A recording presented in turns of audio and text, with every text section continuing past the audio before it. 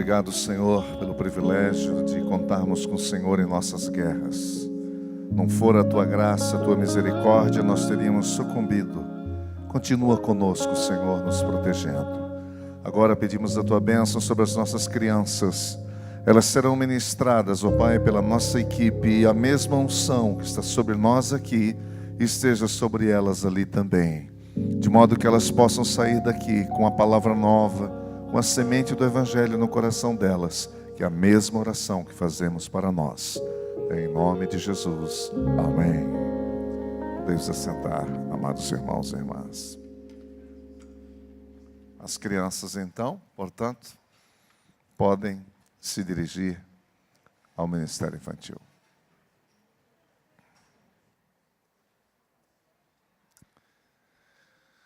Eu quero agradecer imensamente, como já agradecemos ontem, mas repetindo, eu gostaria de agradecer ao conselho da nossa igreja, aos pastores da igreja, por todo o apoio, todo o carinho que vocês guardaram sobre nós nesse último ano, quando vocês nos abrigaram, sem compromisso nenhum, porque no sentido de que vocês nem nos conheciam direito e vocês nos receberam com tanto amor e deram um voto de confiança.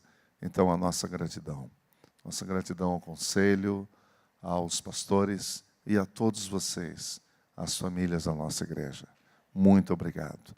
E conforme o pastor João já falou, já mencionou, com a graça de Deus, sempre que eu tiver uma oportunidade, eu gostaria de estar aqui com vocês. Que para mim, eu jamais vou esquecer o que vocês fizeram por nós. Que o Senhor vos abençoe e vos guarde. Amém. No mês de dezembro, as nossas mensagens, elas são livres. É uma expressão que a gente usa para dizer que cada pastor vai para a presença de Deus e pede, então, uma direção do Senhor para o que vai compartilhar na noite. E eu gostaria de aproveitar, se vocês me permitem, a série que nós estamos usando ali na Betânia. A nossa série desse mês é Ele Veio. E hoje eu gostaria de falar sobre isso. Por que Jesus veio? Há uma razão. Não há nada que aconteça no mundo e no universo que fuja do controle e da soberania do Senhor. Há uma razão para isso. O Senhor Deus, quando toma suas decisões, Ele não está sujeito a equívocos, a enganos, como nós. Todas as decisões do Senhor são assertivas, cirúrgicas, têm um propósito eterno e uma influência direta sobre todos nós. Por que Ele veio? Qual a necessidade do Senhor Jesus ter vindo? Há muitas, as Escrituras falam muitas razões pela qual Ele veio. Nesta noite, eu gostaria de tratar de uma delas. Ele veio para libertar os cativos. O Senhor Jesus veio para me libertar, para libertar você, a todos nós, de todas as nossas escravidões. Convido você a abrir sua Bíblia comigo no Evangelho, segundo a narrativa de Lucas, capítulo 4, versículo 16, até o versículo 21. Lucas 4, 16 ao versículo 21.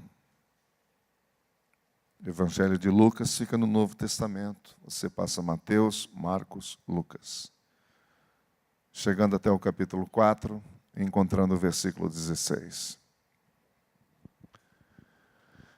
Viajou Jesus para Nazaré, onde havia sido criado.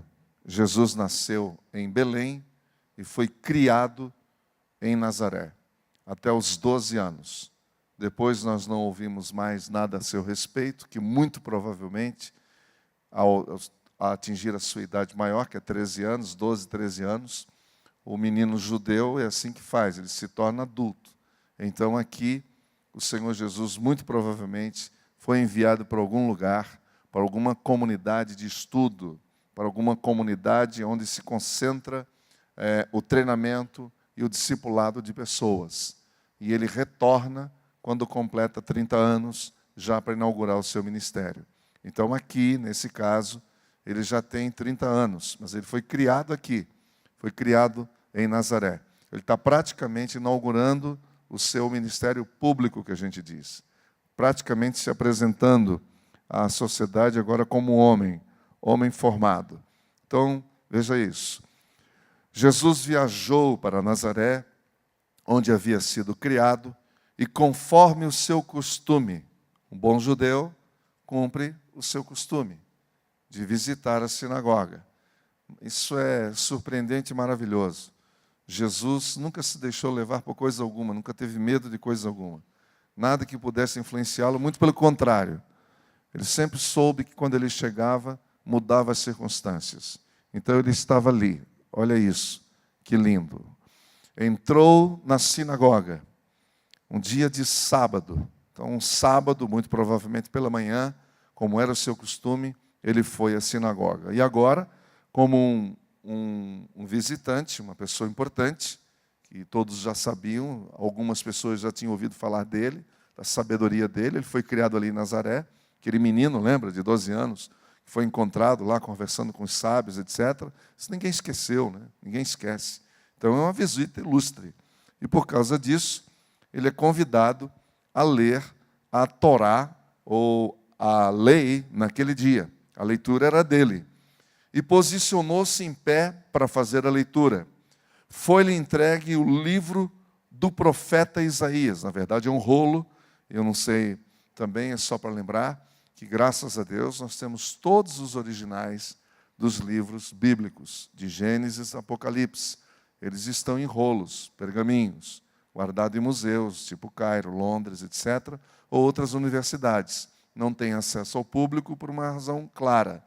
Eles são apenas permitidos para alguns grupos de estudiosos, alguns poucos que têm acesso a essas que nós chamamos de famílias dos originais. Entendeu? A Bíblia não caiu pronta do céu.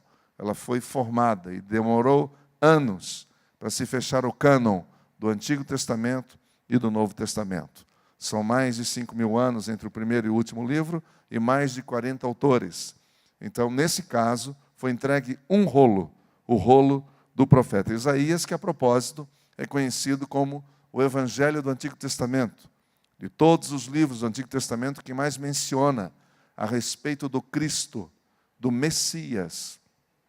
É o Cristo, é o Messias, que é a mesma coisa, que são palavras diferentes, Christos, Christos, no grego, Messias, que vem do hebraico, está falando da mesma pessoa, significa o enviado. Então, a respeito do enviado, Isaías é o que mais menciona sobre o Messias que haveria de vir. Então, por isso, ele é conhecido como o Evangelho do Antigo Testamento. E foi esse rolo que foi entregue nas mãos do Senhor Jesus. Desenrolando-o, eu estou lendo na King James, e eu achei linda essa expressão, desenrolando-o, porque não é um livro como o nosso hoje, não é esse livro como nós temos, com linha de seda, todo esse capricho. Lá também era guardado caprichosamente. Não é? Tanto que em 1948, nas cavernas de Qumran, ali na região, um pastor que estava procurando uma ovelhinha perdida, bem como isso que a gente leu, o pastorzinho, acho que era um jovem até, ele estava procurando e não achava e entrou numa caverna assim, sem querer. Todo mundo sabe que aquela região ela é infestada de cavernas, todo mundo lembra aí dos bombardeios dos norte-americanos no Afeganistão, por exemplo, há milhares de cavernas naquelas montanhas, e ali nessa região também acontece isso. Então o garoto entrou, foi procurar a ovelha, não achou a ovelha, mas achou uns potes enormes, em 1948. E ali foi uma coisa linda, porque o que se descobriu foi um verdadeiro tesouro, muitos originais, inclusive, de Isaías. Muito bem. E ele, então, posicionou-se em pé para fazer a leitura. Foi-lhe entregue o livro do profeta Isaías, desenrolando-o, achou o lugar onde está escrito. Essa expressão, achou o lugar, dá a impressão de que Jesus fez a leitura de propósito. dá a impressão de que ele propositadamente escolheu o texto. Não foi uma leitura avulsa, assim, solta. Ele já sabia onde ia. Ele sabia exatamente, direcionado pelo Espírito Santo do Senhor. Ele achou o lugar onde está escrito.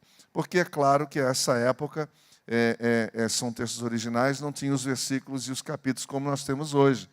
Aliás, esses capítulos e versículos chegaram até nós a partir do ano de 1200, mais ou menos, entendeu? Para facilitar encontrar os textos. Mas os originais não constam capítulos nem versículos, os textos são, ele é um todo, ele não tem essas interrupções, apenas didáticas para facilitar a leitura.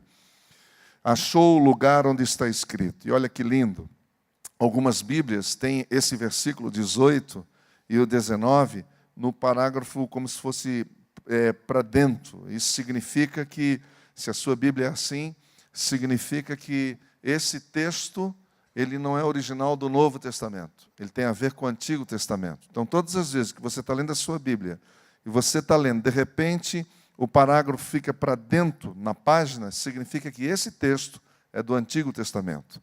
E é exatamente o que está acontecendo aqui. O Espírito do Senhor está sobre mim, porque me ungiu para pregar o Evangelho aos pobres. O Evangelho significa boas novas. Ele me enviou para proclamar a libertação dos aprisionados e a recuperação da vista aos cegos, para restituir a liberdade aos oprimidos e promulgar a época, ou o ano da graça do Senhor, ou o ano do jubileu, que era de 50 em 50 anos, quando todas as dívidas eram perdoadas, eram pagas. Este era o ano do jubileu. Em seguida, enrolou novamente o livro, devolveu-o ao assistente e assentou-se. E na sinagoga, todos estavam com os olhos fixos em sua pessoa. E eu fico imaginando essa cena e eu penso que houve um silêncio incrível nessa hora. Eles estavam curiosos, eles queriam saber o que aquele nazareno iria falar. E tanta gente já estava falando sobre ele. Eles estavam curiosos, atentos, prestando atenção. Uma audiência realmente muito atenta nesse momento, os olhos fixos na pessoa dele. Então, ele começou a pregar-lhes: hoje se cumpriu a escritura que acabais de ouvir. Hoje se cumpriu a escritura que acabais de ouvir. A tua graça e a tua unção sobre nós, para entendermos esse lindo chamado que o Senhor tem para nós, que é de nos libertar os oprimidos. Que esta seja a noite da libertação do meu coração e do coração de todos os meus amados. Em nome de Jesus. Amém. Lindo texto, não é? O Senhor Jesus chega, ele enrola o livro, devolve ao assistente, olha para o auditório, e a primeira frase que ele diz para aquela audiência atenta é: hoje se cumpriu as escrituras que acabais de ouvir. E isso é profético, porque a partir dali, o que o Senhor Jesus está dizendo é: eu sou o Messias, eu sou o ungido do Senhor, eu sou o prometido, eu sou aquele que foi pré-anunciado, aquele que vocês estão aguardando por tantos anos. Eu sou. É isso que o Senhor Jesus está dizendo. E aí, está muito claro aqui nesse texto, muitas coisas para o qual ele veio, a finalidade da sua vinda. Eu estou apenas destacando uma delas, que é exatamente esta. Ele veio para libertar os cativos, para trazer libertação dos prisioneiros e restituir a liberdade dos oprimidos. E pensando nessa liberdade, pensando no poder do Senhor Jesus para libertar os cativos, eu gostaria de usar um outro exemplo bíblico para demonstrar que tipo de liberdade ou de libertação é esta a qual o Senhor Jesus está se referindo. E eu vou usar o texto de um dos homens que experimentou na vida dele esta libertação. Um homem que vai falar agora não do que viu acontecer na vida dos outros, mas do que aconteceu na sua própria vida, é testemunho dele. Aliás, aos Gálatas, quando ele escreve, ele já diz: eu estou crucificado com Cristo, logo já não sou eu quem vivo, mas é Cristo que vive em mim. E este viver que agora eu tenho na carne, eu vivo pela fé no Filho de Deus, que me amou e se entregou por mim. Esse é um testemunho pessoal do apóstolo, a respeito do seu encontro com Jesus. Mas quando ele escreve à igreja de Éfeso, ele nos mostra e nos conta o que aconteceu conosco quando Deus nos encontrou. Eu não sei onde você estava e como foi, ou se você se lembra, o dia que você foi encontrado pelo Senhor. Muitos de vocês lembram? Qual foi o dia que o Senhor te encontrou e como você estava? O que aconteceu naquele dia? Foi uma reunião? Foi com alguém? Foi num culto? Foi sozinho? O dia que o Senhor te encontrou. E o apóstolo Paulo fala aqui no capítulo 2 da sua carta aos Efésios, que eu gostaria que vocês devagarzinho fossem chegando lá. Essa carta nos mostra claramente o estado em que eu e você estávamos quando o Senhor nos encontrou. Mostra o estado humano, o estado do ser humano. O que ocorre é que essa descrição não diz respeito apenas a um povo que eu e você poderíamos até preconceituosamente chamarmos de primitivos. Nós não estamos falando de uma tribo longínqua, perdida, que nunca teve contato, como nós temos algumas ainda no Brasil, no Amazonas, na nossa Amazônia. Algumas tribos que jamais tiveram contato com um ser humano, com a população chamada branca ou civilizada, não sei como você quer chamar. Mas esse texto foi escrito para descrever toda a humanidade. Ou seja, foi assim que eu e você fomos encontrados. Para quem pensa que a gente aceita Jesus, não é? Nós não aceitamos Jesus. Foi o Senhor Jesus que nos encontrou, perdidos, arrebentados, destruídos. E Ele sim nos aceitou. Ele sim nos chamou. Ele sim nos abraçou. Ele sim nos libertou. E é exatamente isso que nós vamos ver nessa noite. O Senhor Jesus nos liberta da morte. O Senhor Jesus nos liberta da escravidão. O Senhor Jesus nos liberta da condenação. Vamos ver como Paulo mostra isso. Capítulo 2 da sua carta aos Efésios. Estando vós mortos nas vossas transgressões e pecados. Olha o que Paulo começa, e ele começa abrindo exatamente, já mostrando o nosso estado, o estado do qual eu e você fomos encontrados. Eu estou afirmando que o Senhor Jesus nos liberta da morte. Muitas vezes você diz assim, eu fui salvo. E a pergunta que o seu amigo às vezes faz para você é, salvo do quê, hein? Vocês evangélicos ou crentes, como você queira, dizem que vocês são salvos do quê?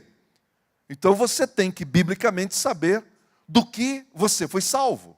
E Paulo nos ensina sobre isso. A primeira coisa maravilhosa que aconteceu comigo e com você, se você é um homem de Deus, se você é uma mulher de Deus, lavado e remido pelo sangue do Cordeiro, é entender e compreender o estado em que nós estávamos quando nós fomos encontrados pelo Senhor. O estado era de mendicância, era de morte. Nós estávamos mortos. Eu gosto dessa tradução da Nova Versão Internacional, porque ela começa do modo como está no original. Quando eu li aqui na King James, a primeira frase que ele coloca, ele vos concedeu vida. E eu li um comentário interessante, que alguém teria colocado ele vos concedeu vida, para amenizar um pouco a verdade, a radicalidade desta frase. Vocês estavam mortos em suas transgressões. Para não deixar o decreto tão claro, tão forte, colocou-se então em algumas versões essa expressão, porque ela consta de fato em algumas famílias dos chamados originais. Existe isso, em alguns textos isso pode ocorrer. E aqui é um dos casos. Então, em alguns, encontra-se assim: ele vos concedeu vida, mas em outros, já vai direto ao ponto. Eu prefiro ficar com essa versão.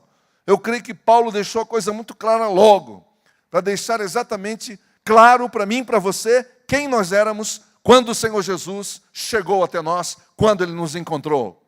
Ele nos encontrou mortos em suas transgressões e pecados. O que provoca a morte? Não morte biológica, morte espiritual. A morte espiritual é provocada nada mais, nada menos pelas nossas transgressões e pelos nossos pecados. Não pelo pecado do outro. Eu morro, eu me torno alienado de Deus pelo meu pecado, não pelo pecado do outro. Para aqueles que gostam de sempre transferir as suas culpas, é importante dizer que a condenação que há sobre mim e sobre você é pelos atos que nós fizemos. Deus jamais vai condenar uma pessoa pelo que o outro fez. E aí ele diz: estando vós mortos em nossos delitos e pecados. Então, a primeira coisa que o Senhor Jesus nos livra é da morte espiritual. Da morte espiritual. Por isso que ele disse: o ladrão vem somente para matar, roubar e destruir, mas eu vim para que tenham vida e a tenham em abundância. Esta é a palavra de Jesus para mim e para você. A segunda coisa que o Senhor Jesus veio fazer e nos libertar, Paulo também descreve. E agora ele vai descrever de uma forma muito interessante a libertação da escravidão. Então, em primeiro lugar, ele nos liberta da morte, mas em segundo, da escravidão. E aí ele coloca 3 agentes de escravidão, nesses 2 versículos, no 2 e no 3, ou no segundo e no terceiro. E eu gostaria que você me acompanhasse. Ele diz: nos quais andastes no passado, conforme o curso deste sistema mundial. E ali está numa versão diferente: nos quais costumavam viver quando seguiam a presente ordem deste mundo.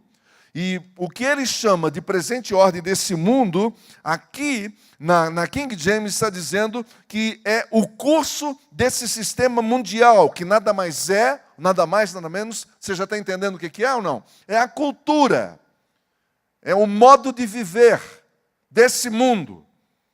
O Senhor Jesus veio para nos libertar deste mundo. Agora, quando a gente fala deste mundo, a gente tem que explicar, porque no Novo Testamento há pelo menos 3 conceitos sobre mundo.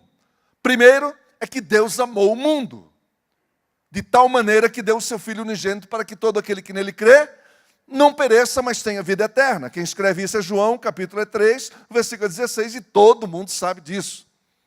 Mas é interessante que o mesmo João, agora mais velho, lá nas suas epístolas, ele escreve: não ameis o mundo e nem as coisas que no mundo há.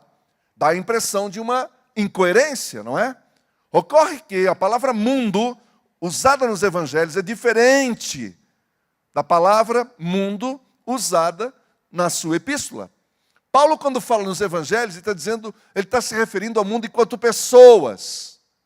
O mundo enquanto pessoas. Deus amou as pessoas. Deus amou o mundo. Deus amou o homem, a mulher, o jovem, a criança. Deus amou, que deu o seu Filho unigênito. Agora, quando o apóstolo fala, não ameis o mundo, ele está falando da mesma expressão que Paulo está falando de mundo. Que ele está exatamente se referindo à ordem deste mundo, ou seja, o jeito de viver desse mundo, que é doentio, que é terrível, que é satânico. E tem o terceiro conceito, que é o mundo enquanto criação. Os céus proclamam a glória de Deus e o firmamento anuncia as obras das suas mãos. Essa obra maravilhosa de Deus, eu não sei quanto a você, mas eu sou apaixonado pela criação. Eu faço questão de falar criação, eu raramente uso o termo natureza, porque para mim é criação. E esse é o termo Aliás, eu não sei se você sabia, mas quando você fala, quando se refere a tudo isso como criação, isso já é uma profissão de fé. Isso já impacta o outro. Você já está se declarando qual é a sua fé, que você crê num Deus criador, que criou o mundo, que criou o universo, que criou todos os seres de uma forma extraordinária, de uma forma maravilhosa. Aqui Paulo está falando sobre este mundo. Vou citar um exemplo. O mundo diz que o importante é ter. O Evangelho diz que o importante é ser. Já experimentou ir num shopping aqui na cidade de Londrina com a sua roupinha de casa alguma vez? Faça isso. E depois me diga como você foi recebido. Pega a sua roupinha de casa. Vai numa loja e escolhe uma loja. Vai comprar um carro com a roupinha de qualquer jeito, daquela que você estava em casa. Depois você me conta como você foi recebido. Às vezes até aqui dentro da igreja a gente vê isso. Quando aqueles olhares, não nessa igreja, mas outras eu já vi. Aqui não acontece isso. Mas o mundo está tão impregnado dentro de nós, que você corre os olhos no outro, você já viu cor de camisa, cor de calça, os sapatos se combinam ou não. É uma coisa impressionante, a gente já vai julgando as pessoas. Uma vez um amigo, sabendo que eu estava vindo, que eu estava fazendo uma viagem, ele disse, você pode trazer uma camisa para mim? Eu falei, claro. Aí ele me deu lá o dinheiro, etc. Aí ele fez uma recomendação interessante. Ele falou, olha, eu quero camisa da marca tal, mas a etiqueta tem que estar do lado de fora. Ele queria mostrar para as pessoas. Porque isso faz bem para alguns egos. Você entendeu? Você quer ser aceito. Você quer ser bem visto. A grife fala muito, é muito importante para algumas pessoas. Essa questão da grife, por exemplo. Entendeu? Essa questão do bairro que você mora, o carro que você dirige, onde você trabalha. Até é engraçado que um dia desses um amigo estava me falando sobre exatamente isso. Diz que perguntaram para um indivíduo, e você, mora onde? Ele falou, eu moro na Greba.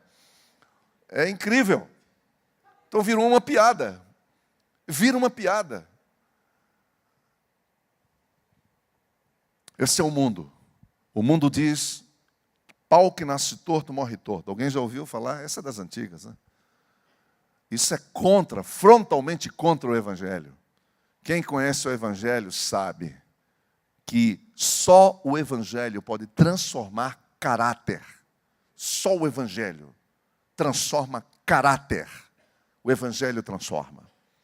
Então, de modo que Paulo está falando isso, que a primeira cadeia, corrente, que o Senhor Jesus quer quebrar em nós, é essa cadeia de que a gente faz parte dessa massa, sem pensar, a gente vai fazendo o que todo mundo faz. A proposta é diferente. A proposta é reagir contra. É ser contra a cultura. A proposta é diferente. É agir de maneira diferente. O último exemplo. Quem cala, consente. Isso é o que se diz. O Evangelho diz, mesmo em Isaías, você pode ver aí, capítulo 53 e outros textos mais. Ele foi como ovelha muda diante dos seus tosqueadores. Ele não abriu a sua boca. O Senhor Jesus é um exemplo de que você pode agredi-lo, mas a sua reação é diferente. E essa deve ser a nossa reação. A gente bate muito boca. Sabe o que é isso? Essa necessidade de dizer a última palavra tem que ser minha. A última palavra é minha. Aí você vai. Eu tenho que ter razão. Eu tenho que lavar minha honra. Eu tenho que cuidar da minha reputação. Eu nunca vi nos evangelhos Jesus dando explicação para pessoas que não o entenderam. Preocupado com a sua reputação. Eu já vi Jesus dar explicação quando viu do lado de lá pessoas honestas que queriam honestamente saber o que ele estava falando e não entenderam. Mas todo o arrogante, ele nunca deu importância. E acho que você que leu o Evangelho concorda comigo. Uma vez, os discípulos chegou para ele e falou, Senhor, pega um pouco mais leve, o Senhor andou pegando pesado aí, perdemos muita gente. Muita gente está indo embora. Qual foi a reação de Jesus? Chama de volta. O que aconteceu? O que eu disse que machucou? Traz essa turma de volta. Foi isso? Não. Ao contrário, olhou para os discípulos e deve ter olhado firme nos olhos deles e fez uma pergunta: e vocês não querem ir também? Vocês podem ir, o caminho está livre. Quem está prendendo vocês? Não tem ninguém prendendo vocês aqui. E aí Pedro, que aí caiu a ficha imediatamente em Pedro, ele disse: Senhor, para onde nós iremos? Para onde nós iremos? A segunda coisa é exatamente essa: a libertação. Libertação daquilo que nos destrói, das cadeias. Primeiro da morte, depois dessa escravidão. Essa escravidão do mundo. Essa escravidão do espírito do poder do ar, o espírito que agora está atuando nos que vivem na desobediência. Está falando de Satanás. Alguém me perguntou: Zé Antônio, nessa história de diabo, o que você acha? Eu falo: olha, toda vez que você tiver uma dúvida dessa, abra o Evangelho e vê o que Jesus fala a respeito. Qualquer dúvida que você tiver, procure, pesquise, vasculhe, garimpe o que Jesus disse a respeito desse tema. Se Jesus falou sobre ele, se Jesus mencionou ele, se os apóstolos falaram sobre ele, então é verdade, não tem o que discutir. Existe um ser chamado Satanás, inteligente, que não é vermelho, que não usa tridente, que não é nada daquilo, extremamente inteligente, que ludibriia, que engana, sutil, e que nós, muitas vezes, subjugamos, muitas vezes, nós achamos que não é nada disso, que isso é conto da carochinha, que isso é lenda, que isso é mito. E estamos fazendo o jogo deles sem perceber. Sem perceber. Quer um exemplo bíblico? Eu dou. Judas estava naquela ceia, lembra? Da última, aquela da quinta-feira. Ele estava no grupo, participou da ceia, foi servido, teve seus pés lavados. De repente ele se levantou. E quando ele se levantou, preste atenção nisso, o Senhor Jesus olhou para ele, agora não falou com Judas, mas quem estava dentro dele, e disse: o que você tem para fazer? Vai e faça depressa. Para os discípulos, era apenas mais uma instrução para quem estava sempre acostumado, habituado à viagem, sendo ele o tesoureiro. O Senhor Jesus provavelmente estaria dizendo: tome as últimas providências, vê o que está faltando para nós, que amanhã cedo nós vamos viajar. Isso que ocorreu, provavelmente, na cabeça dos discípulos. Mas o Senhor Jesus sabia com quem estava falando. E os lobos que estavam dentro de Judas sabiam quem estava falando com ele. E o texto diz que quando ele se levantou, a Bíblia diz que a partir daquele momento o diabo entrou nele. Agora ouça isso, o mais importante. Ele saiu dali aparentemente lúcido, aparentemente com as suas faculdades todas funcionando, e deliberadamente, de sã consciência, negociou a entrega, a traição, negociou por 30 moedas. E deve ter sido aquele negócio: não, eu peço tanto, etc e tal. Você está entendendo o que eu estou lhe dizendo?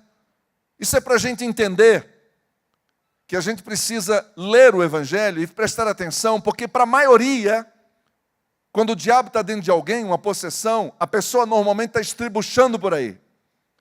Está fazendo aquelas coisas horrorosas, coisas que a gente assiste em alguns programas de televisão, ou você já teve a experiência pessoal de trabalhar com alguém que estivesse debaixo de uma possessão demoníaca. Há muito mais pessoas possessas nesse mundo do que você imagina. E elas não estão estribuchando por aí nos cantos. Porque Satanás é um ser extremamente inteligente. Ele sabe como fazer as coisas. Ele é capaz de possuir e ninguém perceber. Aliás, isso eu já aprendi desde garoto, desde jovem, quando os meus pastores diziam: os piores demônios são aqueles que agem na mente, não são esses que ficam pulando dentro da igreja, de igreja evangélica. Entendeu? Então, é disso que o Senhor Jesus veio nos libertar. E Paulo está confirmando isso, ele está dizendo: nós fomos libertos do príncipe do poder do ar, o espírito que agora está atuando, mas num grupo específico, nos que vivem na desobediência. Entre os quais, por favor, o próximo versículo. Anteriormente, todos nós também vivíamos entre eles. É por isso que nenhum de nós pode apontar o dedo para quem quer que seja, dizendo, olha lá o que está acontecendo com ele. Hey, eu era um deles, lembra? Nós estávamos naquela condição. E aí Paulo fala de uma prisão extraordinária, incrível, é outra também que quase não se percebe, e que nós cristãos, nós, homens e mulheres de Deus, temos muita dificuldade com este aspecto aqui, com esta cadeia aqui, com este grilhão aqui, da qual Paulo está falando agora. Então vamos recordar. Paulo está dizendo que o Senhor Jesus veio para nos dar vida porque nós estávamos mortos. Agora ele diz que nós éramos escravos de agentes da morte. O primeiro agente é o mundo, a sociedade vigente, a cultura vigente. Em segundo lugar, o próprio Satanás, que aprisiona. Mas em terceiro lugar, olha o que ele está dizendo agora. Nós também vivíamos entre eles, agora veja, satisfazendo as vontades da nossa carne, seguindo seus desejos e pensamentos. Paulo está falando agora de um outro ser. Ele não está falando agora do mundo, ele não está falando agora do ser Satanás. Não, ele está falando agora de algo que há dentro de nós, de cada um de nós. Ele está falando do nosso ego, do nosso eu. E que o Senhor Jesus veio justamente para nos dar vitória contra o ego e contra o eu dentro da nossa vida. É isso que Jesus veio fazer. Ele veio fazer esta obra linda e maravilhosa. Esse é o maior milagre que alguém pode presenciar. O maior milagre que alguém pode presenciar não é a ressurreição de um morto, não é a cura de um enfermo, embora isso seja incrível. Mas o maior milagre que existe é a salvação, a libertação de um homem e de uma mulher, deste ser terrível que é dentro de nós, chamado ego, chamado eu.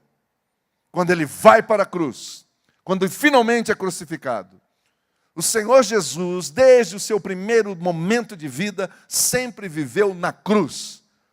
Não foi um único momento que ele esteve na cruz. A vida inteira dele, sempre abrindo mão. O seu ego foi sempre colocado na cruz, por isso ele foi perfeito diante de Deus. Ele foi perfeito diante de Deus, porque ele sempre se entregou na cruz todos os dias. E cruz, para muitos que ainda ficam pensando que cruz é a minha sogra, cruz é o meu emprego, cruz é isso, cruz é aquilo. Não, não, não. Cruz é exatamente esse ato que o Senhor Jesus disse e nos ensinou, dizendo que eu devo todos os dias, diariamente, negar-me a mim mesmo e carregar a minha cruz, que é o meu ego. E ficar vigilante, para que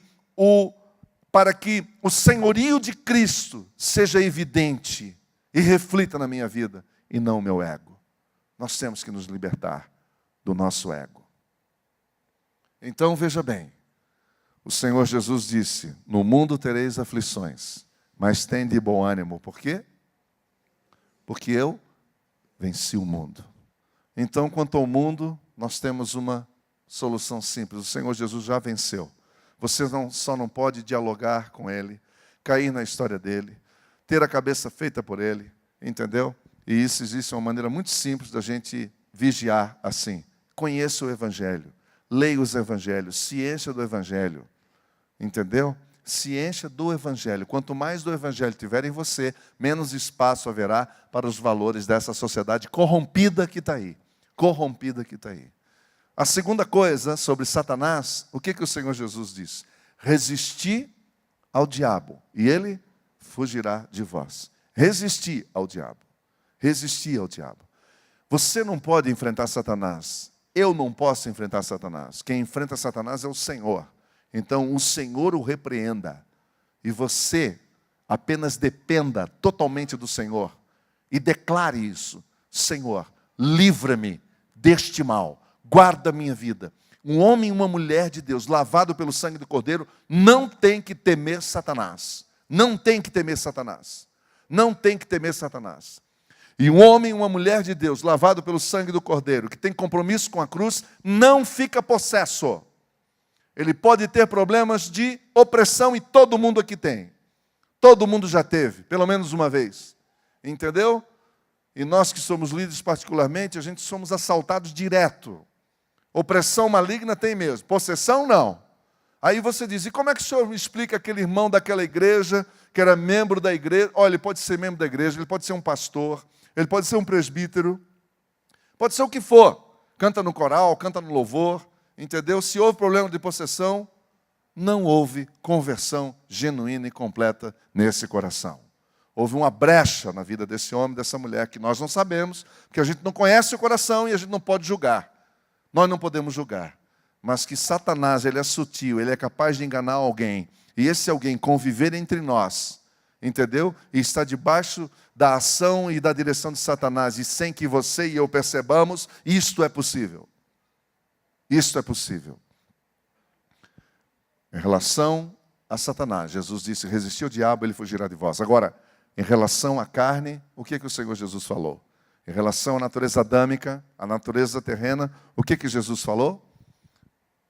Ele falou, negue-se a si mesmo. Tome a cada dia a sua cruz e siga-me. Olha só, aqui está um dos maiores desafios. O mundo já foi vencido, Satanás já foi derrotado, mas o ego que existe entre mim, dentro de mim e de você, tem que ser morto todo dia. E o Senhor Jesus veio para nos ajudar nisto. Veio para nos libertar do domínio do ego no nosso coração, na nossa natureza humana. Na nossa natureza humana. É isso que ele veio fazer. E finalmente, ele veio para nos libertar da condenação. Veja o final do versículo 3. Como os outros, éramos por natureza merecedores da ira. Por natureza, naturalmente. Alguém perguntou, Deus manda pessoas para o inferno? Não, Deus não manda pessoas para o inferno. Deus os tira de lá. Deus os tira de lá. Deus manda bêbados para o inferno? Não, Deus os tira de lá. Deus manda homossexuais para o inferno? Não, Deus os tira de lá. Deus manda um corrupto para o inferno? Não, Deus os tira de lá. Como nós, como os outros, nós, eu e você, éramos, por natureza, já estávamos condenados. E a nossa condenação era eterna, é para a morte eterna. E aí, o juiz dos juízes interrompeu todo esse processo e disse, justo, justificado, e nos justificou pela graça de Deus, pela graça do seu Filho Jesus Cristo. Não pelo que você fez, não pelo que eu fiz, mas pelo que Ele fez. Porque a obra de Cristo foi aceita pelo Pai, então eu e você fomos livres da condenação eterna. E então o Pai chama a mim e a você e dá a nós a liberdade eterna para a glória de Deus. Amém? Para isso o Senhor Jesus veio. Veio para libertar os cativos da morte, os cativos da escravidão, da cultura, de Satanás, de nós mesmos. Ele veio para nos libertar da condenação eterna. Isso é Natal. Você pode decorar a sua casa da melhor maneira possível, e eu acho isso uma coisa bonita e acho que você deve decorar mesmo. Eu, não, particularmente, eu não tenho nenhum problema com isso. Mas que o seu coração seja cheio de alegria. Porque a pergunta é simples, o que adianta uma casa tão bem decorada se o coração continua em trevas? Que adianta uma casa tão cheia de luzes se o seu coração continua escuro, precisando de um feixe de luz? E é isso que Jesus quer fazer. O verdadeiro Natal começa com Ele nos libertando de todas as artimanhas de Satanás. Que o Senhor Jesus nos abençoe.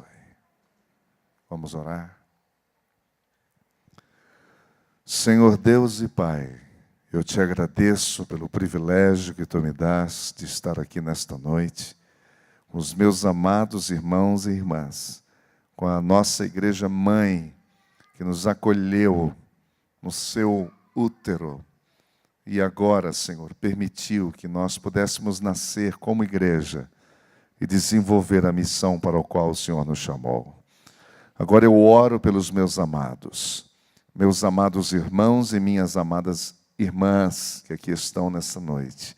Abençoe o coração de cada um, a vida de cada um, e que neste Natal o Senhor venha completar a sua obra de libertação no coração e na vida de cada um de nós e de cada um dos nossos familiares, dos nossos amigos que conosco convivem.